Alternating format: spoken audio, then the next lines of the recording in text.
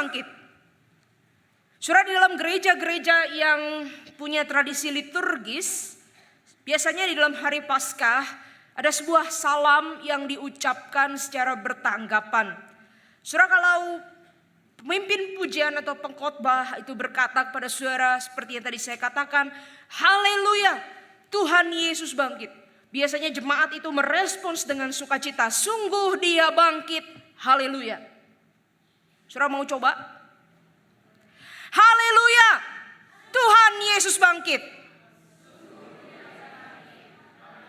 Sekali lagi saudara, haleluya, Tuhan Yesus bangkit. Haleluya, Christ is risen, He is risen indeed. Haleluya. Saudara, hari ini kita akan merenungkan firman Tuhan dengan tema Yesuslah hidupku. Mengiringi pembelajaran kita dari Injil Yohanes yang sudah kita lakukan sepanjang minggu Prapaskah sampai pada hari ini, saya ingin mengajak saudara hari ini membaca dari Injil Yohanes pasal ke-20. Ini adalah cerita tentang kebangkitan Tuhan Yesus, dan setiap penulis kitab Injil memiliki kisah kebangkitan Yesus versi mereka masing-masing. Dan hari ini saya mengajak saudara untuk membaca versi penginjil Yohanes. Mari kita melihat Injil Yohanes pasal yang ke-20 saudara, ayat 1 sampai 2 kita akan bacakan, lalu ayat 11 sampai 16. Injil Yohanes pasal yang ke-20 ayat 1 sampai 2, kemudian ayat yang ke-11 sampai ke-16. Saya akan membacakan bagi kita bagian ini, Injil Yohanes pasal 20 ayat 1 dan 2, kemudian kita lanjutkan ayat 11 sampai dengan yang ke-16. Demikian bunyi kitab suci. Pada hari pertama minggu itu, pagi-pagi benar ketika hari masih gelap, pergilah Maria Magdalena ke kubur itu. Dan dia melihat bahwa batu penutup kubur telah diambil dari kubur. Dia berlari-lari mendapatkan Simon Petrus dan murid yang lain yang dikasihi Yesus. Banyak orang berkata ini adalah Yohanes. Dan berkata kepada mereka, Tuhan telah diambil dari kuburnya, dan kami tidak tahu di mana dia diletakkan. Mari kita baca ayat 11 sampai 16. Namun Maria berdiri di luar kubur itu dan menangis. Sambil menangis dia menjenguk ke dalam kubur itu, dan tampaklah olehnya dua malaikat berpakaian putih. Yang satu duduk di sebelah kepala, dan yang lain di sebelah kaki di tempat jenazah Yesus terbaring sebelumnya. Kata malaikat-malaikat itu kepadanya, Ibu, mengapa engkau menangis? Jawab Maria kepada mereka, Tuhanku telah diambil orang, dan aku tidak tahu di mana dia diletakkan. Sesudah berkata demikian, Maria menoleh ke belakang dan melihat Yesus berdiri di situ, tetapi dia tidak tahu bahwa itu adalah Yesus. Kata Yesus kepadanya, Ibu, mengapa engkau menangis? Siapa yang engkau cari? Maria menyangka orang itu penjaga taman. Lalu dia berkata kepadanya, Tuan, jikalau Tuan yang mengambil dia, katakanlah kepadaku di mana Tuan meletakkan dia, supaya aku dapat mengambilnya. Kata Yesus kepadanya, Maria. Maria berpaling dan berkata kepada Yesus dalam bahasa Ibrani, Rabuni, artinya guru. Demikian jawab pembacaan kitab suci. Saudara-saudara yang dikasihi Tuhan, pada tahun 2004 ada sebuah film yang berjudul The Butterfly Effect. Nah, ini sebuah film beberapa tahun yang lalu teman-teman pemuda pernah nonton kalau masih ingat ya. Saudara, film itu yang main Ashton Kutcher waktu masih muda. Film itu menceritakan Ashton Kutcher itu punya peran sebagai seorang pemuda namanya Evan. Bukan Evan ini ya, tapi Evan di film itu. Dan pemuda yang namanya Evan ini dia bergumul dengan gangguan psikologis. Kenapa? Saudara, pasalnya saudara ada satu pengalaman memori di masa lalunya dia. Waktu dia umur 7 tahun, dia pernah main sama teman-temannya di rumah temannya sebelah. Lalu entah mereka itu main apa, saudara, dia dan 2 orang temannya itu mengalami satu pengalaman yang traumatik, yang menakutkan sekali. Jadi dikisahkan di dalam film itu waktu mereka lagi main bertiga, tiba-tiba ada entah mereka itu main apa begitu ya saudara, gudang daripada rumah temannya itu ada dinamit, dinamitnya itu meledak saudara. Sehingga salah satu dari mereka kemudian mengalami kecelakaan. Nah saudara, Evan itu yang diperankan oleh Ashton Kutcher itu, dia punya trauma yang besar sekali terhadap peristiwa itu dan dia rasa bersalah. Karena seperti seolah-olah dia sudah buat temannya itu jadi terluka, jadi celaka karena ledakan dinamit itu. Dan saudara, seiring dia bertumbuh, sepertinya dia bertumbuh, pikirannya itu dikontrol kayak pengen balik ke hari itu. Dia pengen balik ke hari itu, dia ingin hapus memori itu, dia ingin perbaiki hari itu. Seolah-olah saudara, hidup Evan berjalan dengan satu kalimat, andai saja itu tidak pernah terjadi. Dia ingin balik ke hari itu dan mengubah sejarah masa lalunya itu. Dia pikir kalau sejarah hari itu bisa diubah, maka seluruh hidupnya pun akan berubah.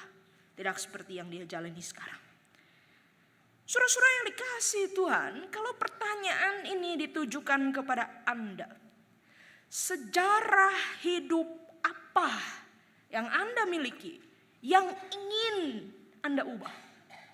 Adakah kita saudara punya satu memori, satu peristiwa, satu hari yang mungkin sampai hari ini kita pikir, andai saja saya bisa kembali ke hari itu, saya ingin ubah.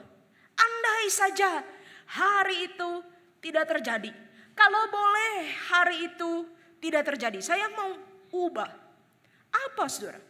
Sejarah hidup yang ingin Anda ubah. Saudara, setiap kita punya jawaban yang bervariasi untuk pertanyaan ini. Tapi saudara, hari ini saya mau mengajak kita merenungkan satu kebenaran firman Tuhan dari peristiwa kebangkitan. Saya yakin Anda dan saya sudah bertahun-tahun merayakan Paskah dan sering sekali mendengarkan khotbah Paskah. Kita tahu bahwa di dalam hari kebangkitan Tuhan Yesus mengalahkan maut, Tuhan Yesus mengampuni kita dari dosa. Kita tahu itu semua. Tetapi saudara, dari teks yang tadi kita baca, ada satu kebenaran yang saya ingin ajak kita renungkan secara khusus hari ini. Kebangkitan Tuhan Yesus memulihkan Anda dan saya dari hidup kita yang lama di dalam dosa dan memberikan kita hidup yang baru. Sekali lagi saudara-saudara, kebangkitan Tuhan Yesus memulihkan Anda dan saya dari hidup kita yang lama di dalam dosa dan memberikan kepada kita hidup yang baru. Saudara, kalau kita pikirkan sejarah masa lalu apa yang paling lalu yang bisa Anda pikirkan? Yang mungkin menyisakan pada kita satu memori yang berat yang ingin Anda tinggalkan. Mungkin Anda telah melakukan kegagalan atau orang lain melakukan kesalahan kepada kita. Ada satu hal, satu hari yang mungkin kita pikir andai saja saya bisa ubah itu. Mungkin ada banyak peristiwa yang berbeda-beda. Tapi saudara, kalau kita tarik mundur, saudara, sejarah paling lalu dari masa lalu hidup kita, yang dalam tanda kutip saudara itu kemudian berefek menimbulkan banyak kemalangan demi kemalangan lain, penderitaan demi penderitaan lain, pergumulan demi pergumulan lain. Saya rasa kita semua sepakat, kita akan mundur jauh ke dalam satu hari. Hari apa? Hari ketika kita bersama dengan Adam dan Hawa dengan sengaja memilih tidak taat kepada Tuhan, memakan buah pengetahuan baik dan jahat yang dilarang Tuhan. Hari jatuhnya manusia di dalam dosa. Saudara, kalau perhatikan kitab suci secara keseluruhan, kitab suci dibuka dengan kisah sebuah taman, yaitu Taman Eden. Tempat Tuhan menciptakan kita untuk awalnya berelasi intim dekat dengan Dia. Tetapi Taman Eden itu juga menjadi kisah kejatuhan manusia, putusnya hubungan manusia dengan Allah, Taman Eden. Dan kalau saudara baca kitab suci sampai selesai, di dalam Wahyu pasal 22, saudara kita akan dibawa lagi nanti bertemu dengan sebuah taman yang lain. Taman apa? Disebut di dalam kitab suci Taman Firdaus. Dan ada banyak sekali kemiripan antara taman yang pertama di kitab Kejadian dengan taman yang terakhir di dalam kitab Wahyu. Sama-sama dialiri dari sungai-sungai Tuhan. Sama-sama ditumbuhkan dengan kesegaran dari Tuhan. Sama-sama tidak ada kegelapan, tidak ada ratap tangis, tidak ada penderitaan. Dan baik taman yang pertama maupun taman yang kedua, sama-sama ada hadirat Tuhan dan persekutuan yang intim dengan manusia. Ini indah sekali bukan?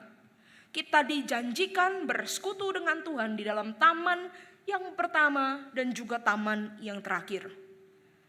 Tapi saudara, masalahnya adalah kita tahu itu masa lalu dan masa depan. Tapi bagaimana dengan masa sekarang?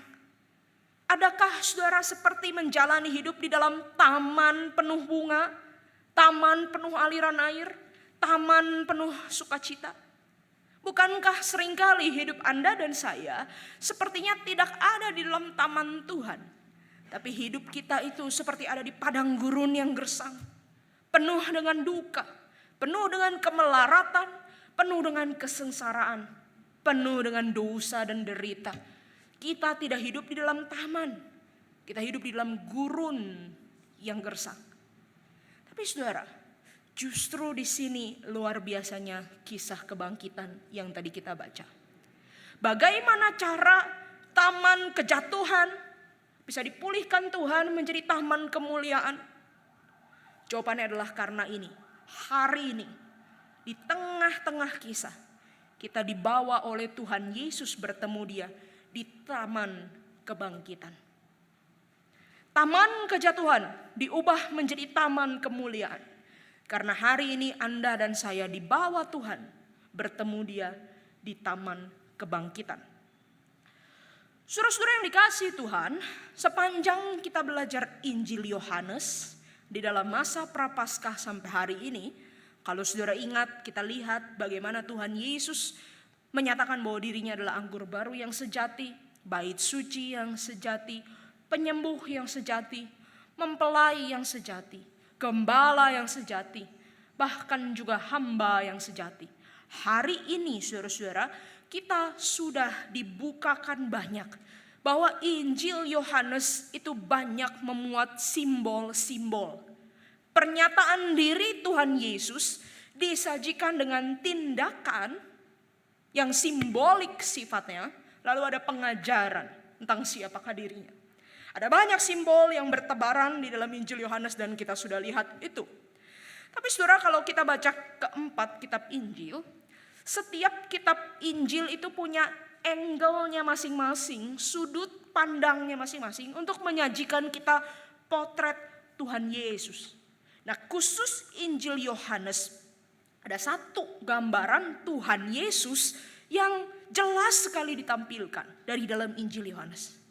Sepertinya seolah-olah penginjil Yohanes itu mau ajak kita melihat Yesus. Yesus ini punya satu tugas atau satu pekerjaan yang dia lakukan selama ada di dunia. Apakah itu? Surah Injil Yohanes sepertinya dari awal sampai akhir secara konsisten menunjukkan kepada kita bahwa Tuhan Yesus datang ke dalam dunia ini untuk mengerjakan penciptaan yang baru. Tuhan Yesus membuat ciptaan yang baru. Tahu dari mana? Ada banyak sekali tanda-tandanya. Tetapi salah satu yang paling kelihatan adalah dari pasal pertama, Yohanes itu sudah banyak sekali membawa pikiran kita kayak deja vu sama kitab Kejadian. Seperti seolah-olah Yohanes itu mengingatkan kita terus akan kitab Kejadian. Pada mulanya adalah firman, kata Yohanes 1. Itu mengingatkan kita pada kitab Kejadian bukan? Pada mulanya Tuhan Allah menciptakan langit dan bumi. Lalu di dalam Kejadian 1 kita lihat, setelah Tuhan mencipta, pasal 2 Kejadian, itu Tuhan setelah dia menciptakan seluruh ciptaan, kemudian Tuhan menciptakan manusia seturut gambar dan rupanya. Kemudian kalau saudara perhatikan Kejadian pasal 2 ayat 1 sampai ke 8, itu adalah ayat yang selalu dibaca dalam kebaktian pernikahan. Saudara tahu apa?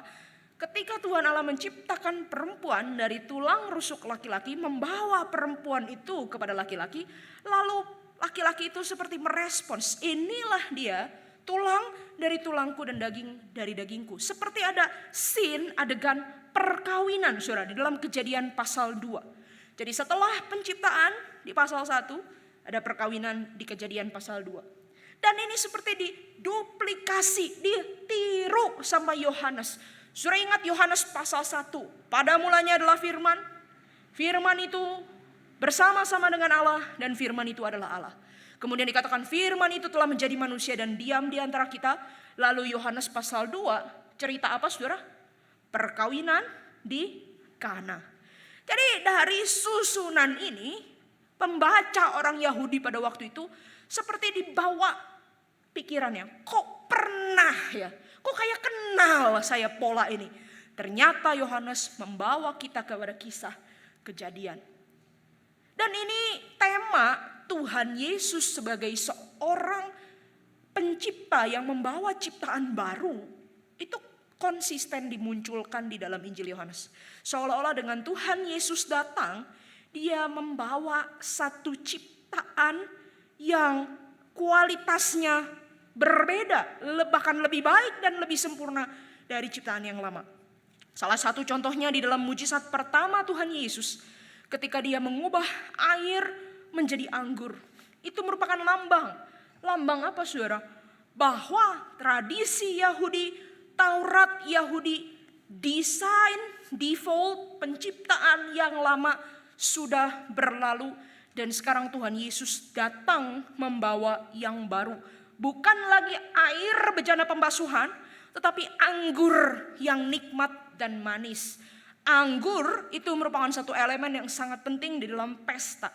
Dan kalau kita tahu di dalam Kejadian Wahyu 22 nanti, kita bersama-sama dengan Tuhan Yesus akan menikmati sebuah pesta perjamuan kawin anak domba. Dan di sana Tuhan Yesus seperti bilang, ciptaan yang baru sudah datang. Aku menyediakan anggur yang manis untuk hidupmu, mempersiapkan engkau untuk pesta yang kekal. Saudara, Tuhan Yesus datang membawa ciptaan yang baru. Dan saudara-saudara, luar biasa indahnya penginjil Yohanes itu seperti mau mengajak kita melihat bahwa penciptaan yang baru itu puncaknya dikerjakan oleh Tuhan Yesus pada hari kematian dan kebangkitannya. Pada hari kematian sampai kebangkitannya. 3 hari yang seolah-olah mengatakan bahwa penciptaan baru itu telah mencapai puncak. Telah mencapai klimaks. Saudara, ada beberapa kesamaan antara penulisan Injil Yohanes dengan Kejadian pasal 1. Saudara, kalau kita baca di dalam kitab Kejadian, kita tahu bahwa Tuhan Yesus menciptakan manusia itu di hari keberapa saudara? Hari keberapa saudara? Tuhan Yesus menciptakan manusia di hari keberapa? Saya belum bawa hadiah pagi ini. Nanti siang karena ada anak-anak, ada banyak hadiah. Ya, Tuhan Yesus menciptakan manusia di hari keberapa saudara? Hari ke-6. Hari ke-6. Dan tahukah saudara? Bahwa di hari ke-6 minggu itu, minggu terakhir hidup Tuhan Yesus, apa yang terjadi di hari ke-6? Di dalam Yohanes 19 ayat 5, mari kita lihat saudara. Yohanes 19 ayat 5 saudara. Hari ke-6 saudara adalah satu hari sebelum Sabat. Jadi hari Jumat itu yang kita peringati kemarin sebagai Jumat yang agung itu. Saudara, apa yang terjadi? Yang terjadi adalah Yesus dibawa oleh Pilatus di depan umum. Dan Pilatus itu berkata, Di dalam Yohanes pasal 19 ayat yang kelima dikatakan, lalu Yesus keluar bermahkota duri dan berjubah ungu. Kemudian kata Pilatus kepada mereka, lihatlah manusia itu. Di hari ke-6 Tuhan Allah menciptakan manusia. Dan sekarang di hari ke-6 Yohanes mengajak kita melihat, ini ada bentuk paling sempurna dari manusia. Siapa? Yesus. Tetapi ironisnya Yesus yang ditunjukkan oleh Pilatus, yang Pilatus katakan dalam bahasa Latin ecce homo, lihatlah manusia ini adalah manusia apa? Manusia yang penuh derita, man of sorrows, yang menanggung dosa-dosa kita, yang menanggung luka-luka kita, yang menanggung penghukuman yang harusnya kita tanggung. Hari ke-6 Tuhan Allah menciptakan manusia dan Yesus ditampilkan sebagai bentuk sempurnanya manusia. Manusia yang seperti apa? Menderita karena kesalahan orang lain. Kemudian saudara, setelah hari ke-6, ada hari keberapa saudara di dalam penciptaan? Hari ke-7. Hari ke-7 hari apa? Hari Sabat. Tuhan Yesus berhenti. Tuhan Allah berhenti mencipta. Tuhan Allah berhenti mencipta, dia menguduskan hari Sabat itu hari perhentian. Dan Yohanes seperti mengulanginya lagi untuk kita. Setelah di hari ke-6 Yesus ditampilkan, ini manusia. Kemudian Yesus akan mati di dalam hari Jumat Agung itu. Lalu hari ke-7, apa yang terjadi saudara? Yesus dikuburkan dan sepertinya segala sesuatu berhenti. Bahkan luar biasa sekali di dalam Injil Yohanes, kematian Tuhan Yesus seperti disamakan dengan hari Sabat. Kematian Tuhan Yesus itu hari istirahat. Apakah ini berarti Yesus tidak benar-benar mati, dia hanya tidur? Tentu tidak demikian. Yesus benar-benar mati. Bahkan pengakuan iman rasuli yang kita ucapkan setiap minggu berkata, dia mati, dia dikuburkan, kemudian dia turun ke dalam kerajaan maut. Yesus benar-benar mati. Tetapi saudara, di sini menunjukkan kepada kita karya Tuhan yang luar biasa. Kematian tidak lagi membinasakan. Kematian itu hanya sebuah istirahat. Kenapa? Karena akan ada fajar kebangkitan yang abadi. Saudara, di hari ke-7 Allah berhenti. Di hari ke-7 Yohanes katakan Yesus dikuburkan. Yesus berhenti beristirahat. Tetapi yang menarik adalah di hari ke-6 itu, pada waktu Tuhan Yesus digantung di atas kayu salib, Injil Yohanes mencatat kepada kita satu catatan di dalam pasal 19 ayat yang ke-30. Mari saudara kita lihat. Pasal 19 ayat yang ke-30. Pasal 19 ayat yang ke-30. Saya bacakan. Sesudah Yesus meminum anggur yang asam itu, berkatalah dia, sudah selesai. Lalu dia menundukkan kepalanya dan menyerahkan nyawanya. Yesus berkata di atas salib, sudah selesai. Apa artinya sudah selesai?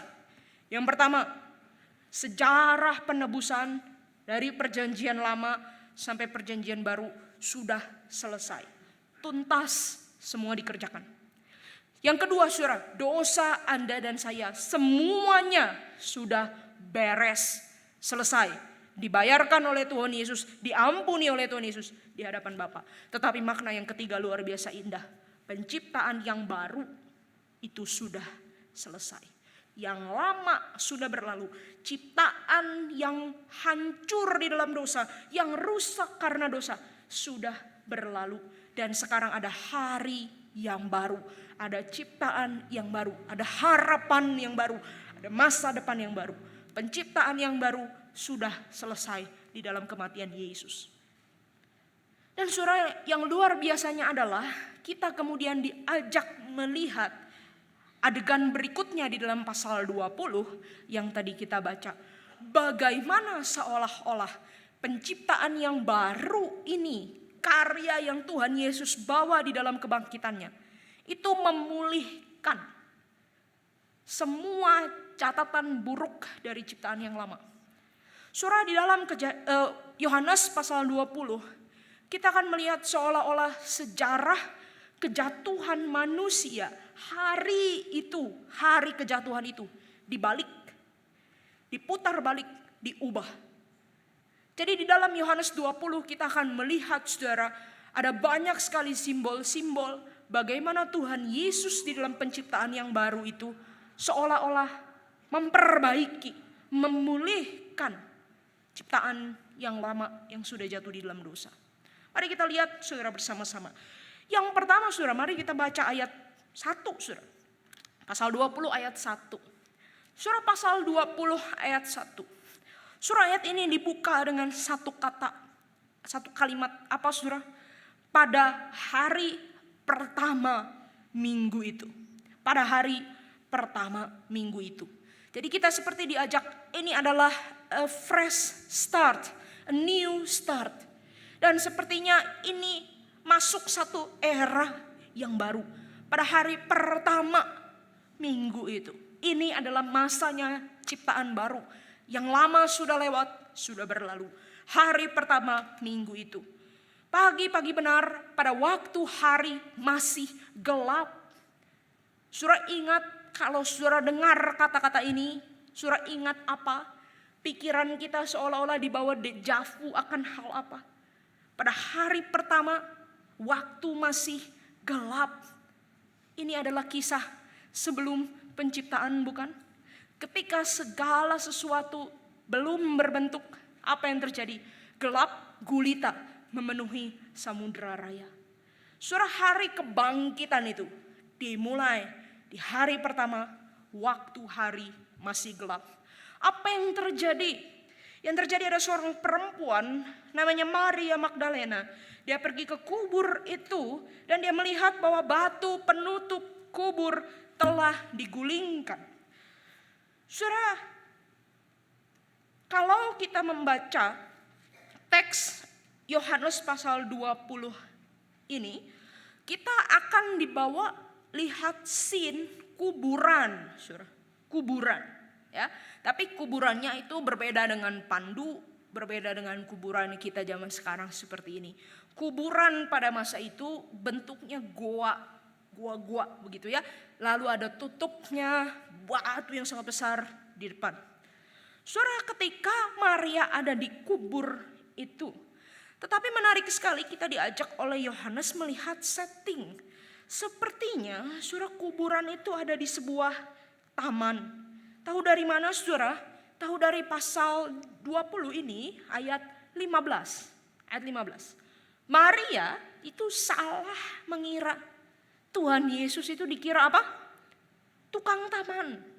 Nah, jadi ini pertanyaan bagi kita. Jadi ini ada di kuburan atau di taman? Paling tepat menafsirkannya adalah kuburannya ada di taman. Saudara, seorang penafsir namanya N.T. Wright bilang begini. Kok bisa ya Maria itu jauh banget nyasar, salah mengira Tuhan Yesus sebagai penjaga taman. Kok bisa jauh banget nyasarnya? Lalu dia bilang begini, mungkin kita pikir jauh nyasarnya. Tapi bukankah lebih logis kita pikir kenapa kok dia bisa nyasar pikirannya itu mengira Yesus penjaga taman? Ya karena pada saat itu memang sedang di taman. Sehingga Yesus terlihat seperti seorang penjaga taman. Saudara, lihat gambaran ini. Perempuan di taman. Ini mengingatkan kita pada kisah apa? Kembali kisah Eden. Ketika ada seorang perempuan di taman itu. Dan apa yang Maria lakukan di taman ini? Di dalam ayat yang ke-11 dikatakan, Maria berdiri di luar kubur itu dan menangis. Sambil menangis, ia menjenguk ke dalam kubur itu. Saudara, apa yang terjadi di dalam taman Eden yang pertama itu? Ketika seorang perempuan namanya Hawa ada di taman itu. Dia melanggar ketetapan Tuhan. Lalu apa yang terjadi? Yang terjadi dia katakan bersama dengan suaminya, kami sembunyi karena kami merasa malu, karena kami telanjang. Saudara, memang tidak dicatat di dalam Kejadian 3 bahwa Hawa itu menangis. Tidak ada catatan itu. Cuman dikatakan dia merasa malu karena telanjang. Kemudian Tuhan Allah mengusir mereka keluar dari Taman Eden itu. Tetapi saudara, bukankah pelanggaran Adam dan Hawa itu kemudian yang menimbulkan air mata bagi keturunan-keturunan yang selanjutnya? bagi anak-anak mereka, bagi Kain dan Habel, bagi seluruh umat manusia, termasuk Anda dan saya. Karena Adam dan Hawa jatuh ke dalam dosa, dan kita juga bersama-sama dengan mereka jatuh ke dalam dosa, maka keturunan umat manusia sejak saat itu terpisah dari Allah, tidak bisa lagi berhubungan dengan Allah, diusir dari taman itu, saling menyalahkan satu sama lain. Awalnya Tuhan desain manusia dengan Tuhan hidup dalam keintiman, keterbukaan satu sama lain. Tetapi karena ada dosa, kemudian jadi ada rasa malu, rasa bersalah, saling menghindar, ketakutan. Sejak ada dosa, perempuan itu melahirkan dengan susah payah, laki-laki itu mencari makan dari tanah dengan susah payah. Bahkan tanah, bumi ini juga menanggung kerusakan itu. Maka saudara, ketika kita melihat ada adegan yang lain, Maria Magdalena menangis di depan kubur Yesus. Banyak penafsir perjanjian baru yang mengatakan bahwa air mata itu bukan hanya air mata karena takut gurunya hilang, tetapi air mata Maria Magdalena itu rekapitulasi air mata setiap umat manusia di dalam dosa.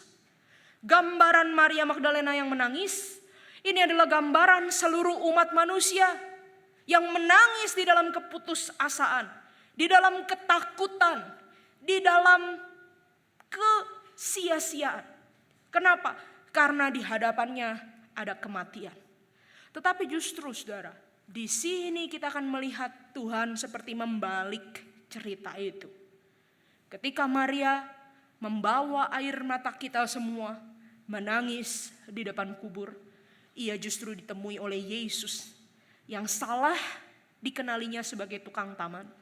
Tetapi Yesus yang memanggil namanya, Yesus yang berkata Maria, Yesus yang memberi nama baru, Yesus yang memberikan dignitas yang baru, identitas yang baru pada hidupnya, Yesus yang memulihkan hidupnya. Saudara, ngomong-ngomong menarik kalau Maria itu salah kira Tuhan Yesus sebagai tukang taman. Memang karena settingnya taman. Tetapi saudara kemudian kita mengingat bukan?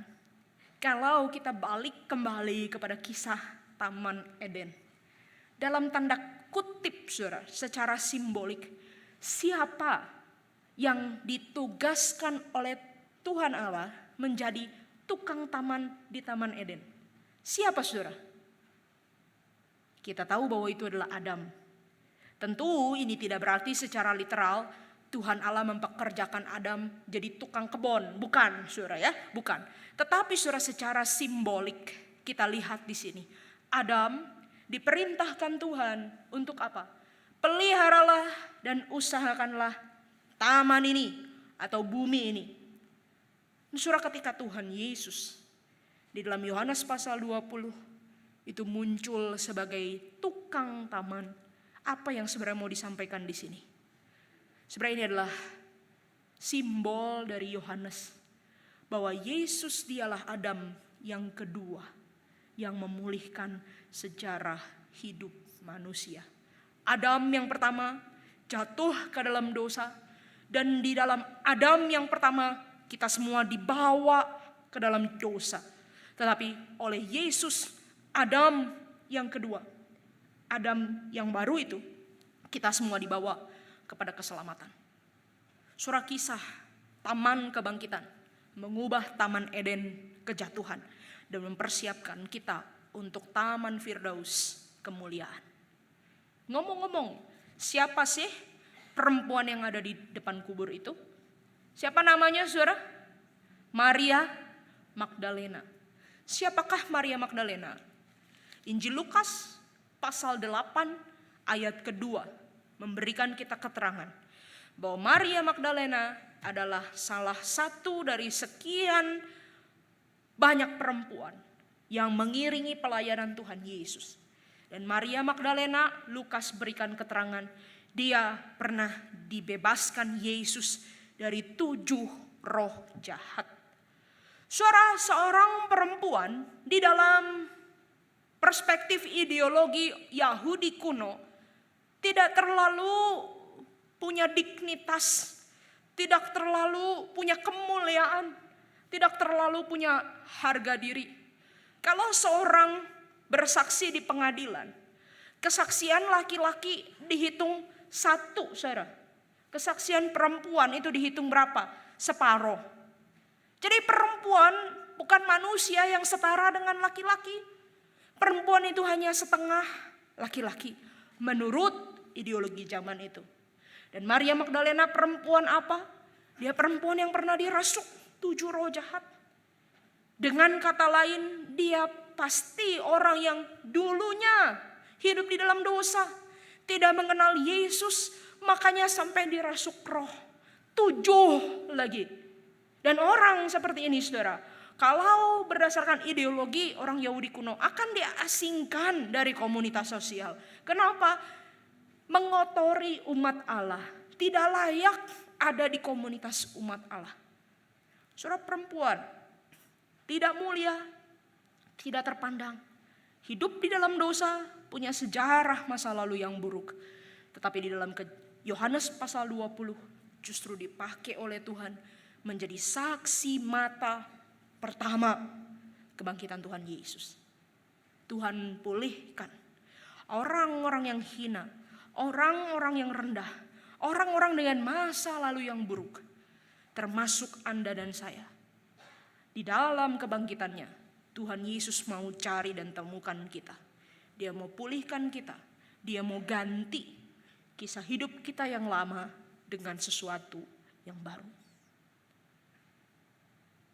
Surah kebangkitan Yesus memulihkan kita dari sejarah masa lalu yang buruk dan memberikan hidup yang baru.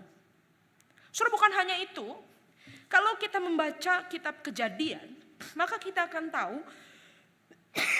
bahwa di dalam taman itu sebenarnya Tuhan punya desain.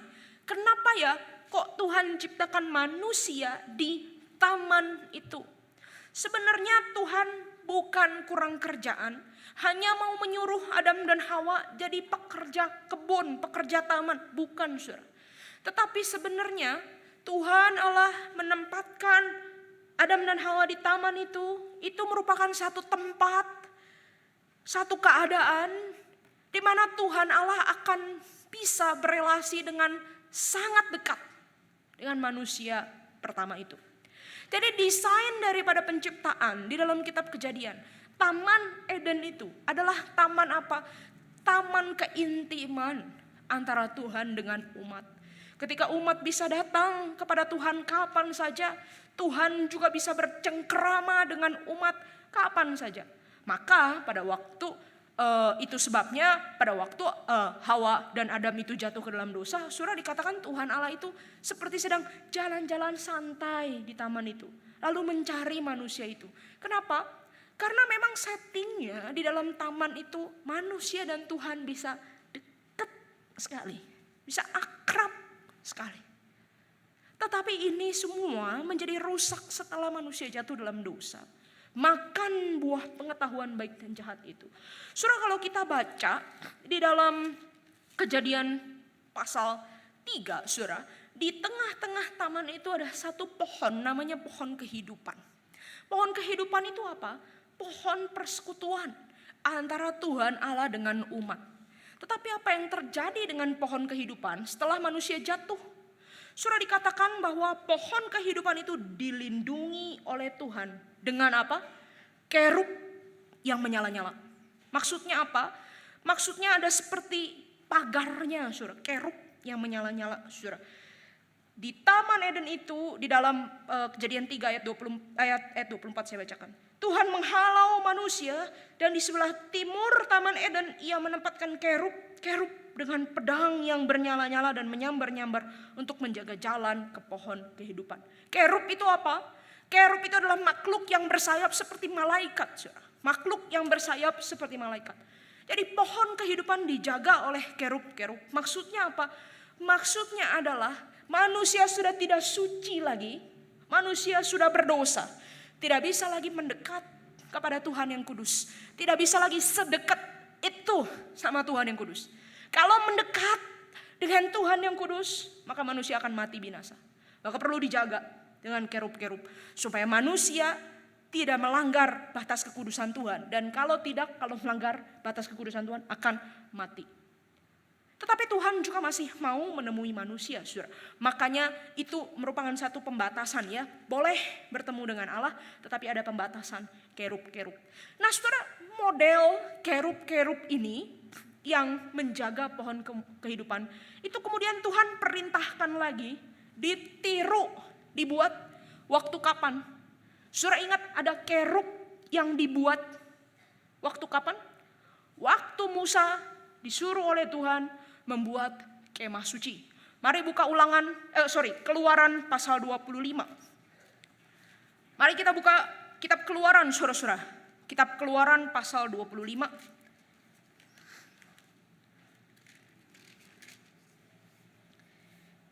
Kitab Keluaran pasal 25. Saya membacakan ayat 16 sampai 22. Mari saudara perhatikan Keluaran pasal 25 ayat 16 sampai 22.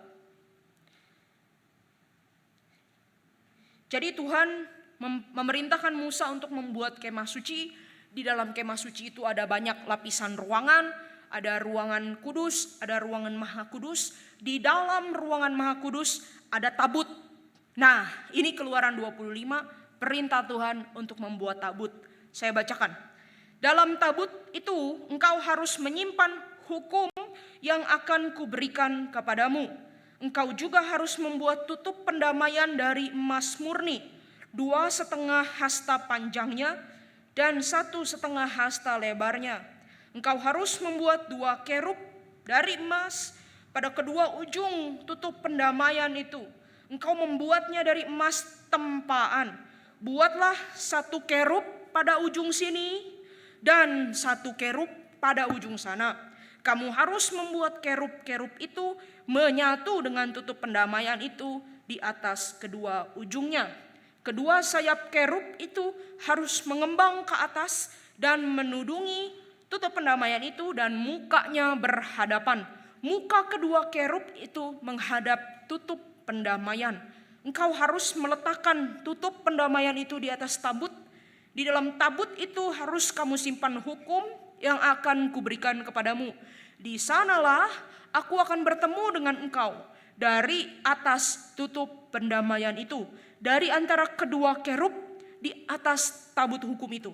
Aku akan berbicara dengan engkau tentang segala sesuatu yang akan kuperintahkan kepadamu untuk disampaikan kepada orang Israel. Jadi ketika Tuhan memerintahkan Musa membuat kemah suci, ada satu ruangan namanya ruangan Maha Kudus. Di dalamnya ada tabut Tuhan, di dalam tabut Tuhan ada loh hukum. Itu tanda apa?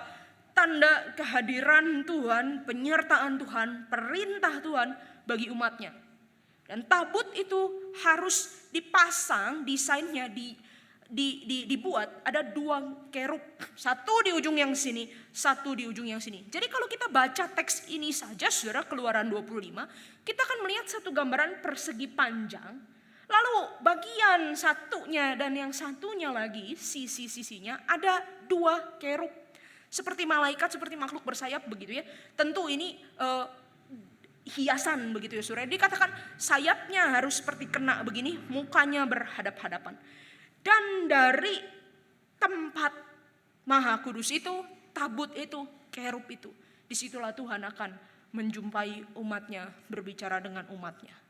Tetapi kita juga tahu bukan, bahwa orang biasa tidak bisa masuk ke dalam tempat Maha Kudus itu. Kenapa? Karena kita orang-orang berdosa. Orang biasa tidak bisa memenuhi tuntutan hukum yang ada di dalam tabut itu. Surah kerub itu merupakan lambang, ini ada perintah Tuhan. Tetapi juga ketidakmampuan kita untuk menaati.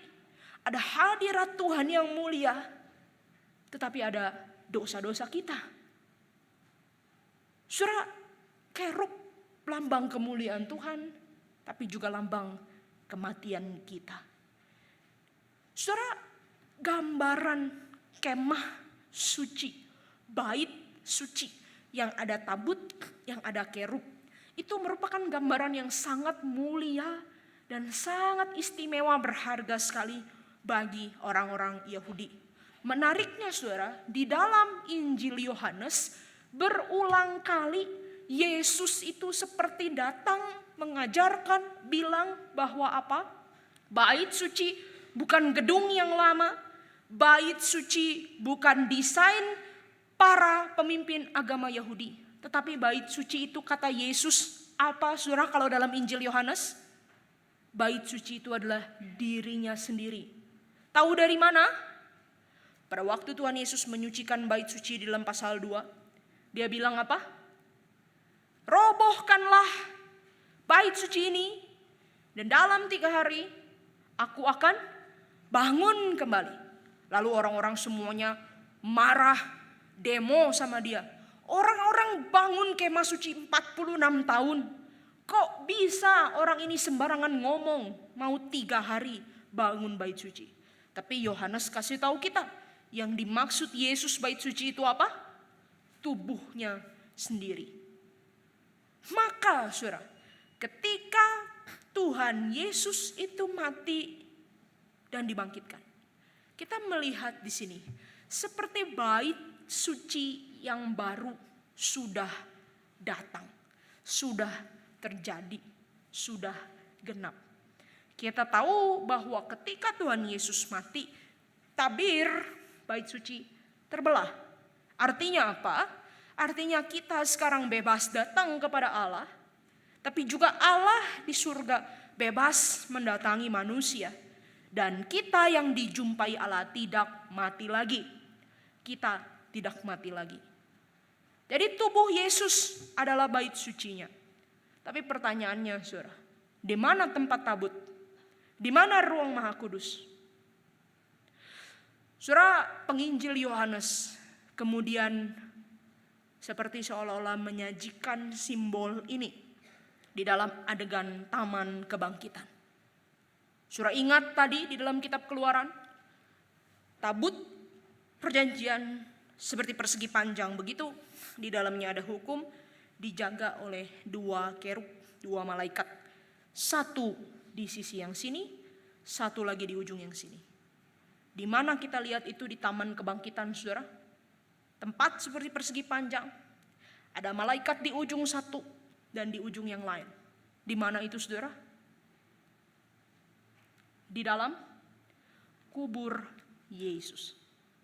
Mari kita lihat pasal 20 yang tadi, ayat yang ke-12. Yohanes pasal 20 saudara, ayat yang ke-12. Saya bacakan. Dan tampaklah oleh Maria 2 malaikat berpakaian putih, yang satu duduk di sebelah kepala dan yang lain di sebelah kaki, di tempat jenazah Yesus terbaring sebelumnya. Saudara, kenapa Yohanes menulis detail ini? Ada 2 malaikat duduk di situ, yang satu di sebelah ujung kepala tempat Yesus tadinya terbaring, dan satu lagi di sebelah kaki. Tentu Yesusnya sudah tidak ada karena dia sudah bangkit. Saudara, ini bukan cuman Yohanes mau menggambarkan kita. Itu ada 2 malaikat lagi ngaso, nangkring, duduk di situ. Bukan, saudara. Tetapi ini mau menunjukkan bagi pembaca Yahudi pada waktu itu, mereka akan langsung ngeh. Ini adalah gambaran 2 malaikat di ujung yang satu dan di ujung yang lain. Gambaran apa? Gambaran kerub. Gambaran tabut Tuhan. Tempat suci Tuhan. Tetapi luar biasa, Yohanes katakan, di mana adanya itu? Di kubur.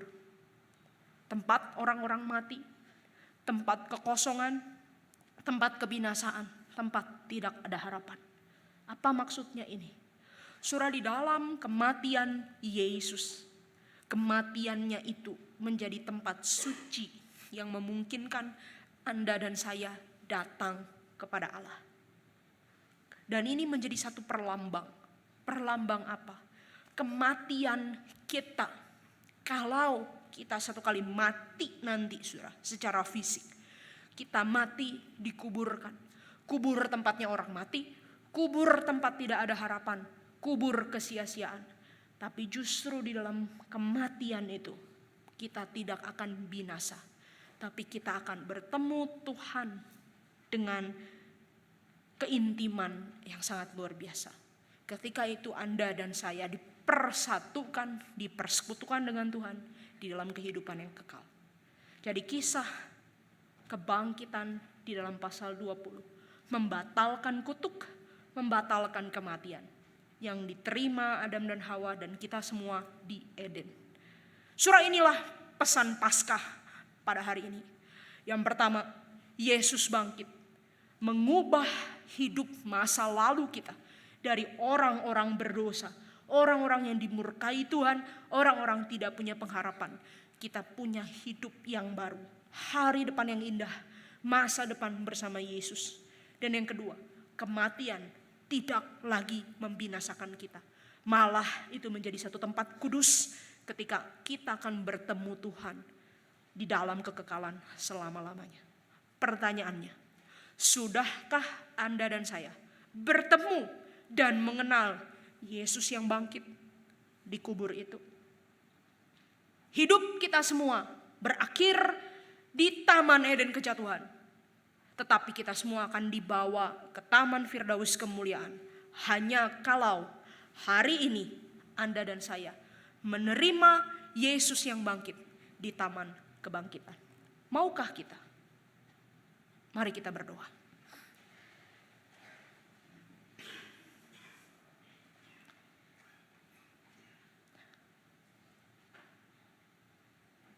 Ya Tuhan, hidup kami akan mati binasa, hancur, sia-sia di dalam dosa.